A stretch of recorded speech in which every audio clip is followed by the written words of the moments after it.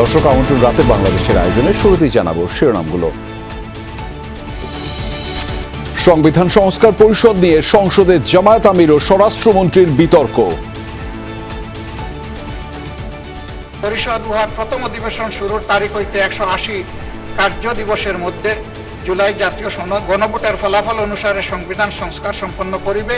সংবিধান সংস্কার পরিষদের যেখানে অস্তিত্ব না থাকায় প্রধানমন্ত্রীও সেটা পরামর্শ দিতে পারেন না রাষ্ট্রপতিকে, রাষ্ট্রপতিও সেই অধিবেশন আহ্বান করতে পারেন না, বিধায় সে করেননি।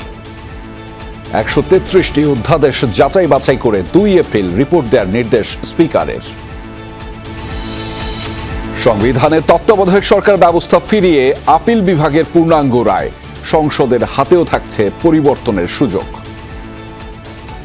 সংযোজন, বিয়োজন এবং আরও আধুনিকায়ন যেটাই করুক না কেন সেই করার ক্ষমতা এই স্বাধীন সার্বভৌম সংসদে রয়েছে। যদি আমাদের বর্তমান সংসদ সিদ্ধান্ত নেয় যে লাস্ট রিটায়ার্ড চিফ জাস্টিস প্রদান হবেন না, তাহলে ত্রয়োদশ সংশোধনীর মধ্যে আরেকটা সংশোধনী আনয়ন করতে হবে।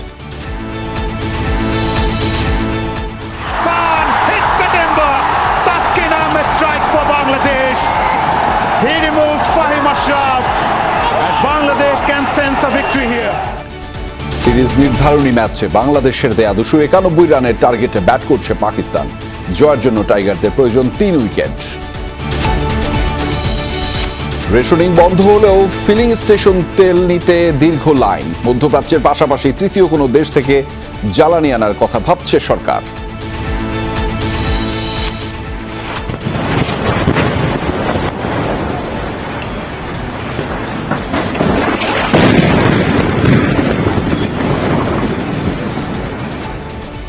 হামলা পাল্টা হামলায় অগ্নিগর্ভ মধ্যপ্রাচ্য। ইরানের ইস্ফাহানে আইআরজিসির সদর দপ্তরে বোমা বর্ষণ। আমিরাতের মার্কিন ঘাঁটিতে মিসাইল ছুড়ল তেহরান।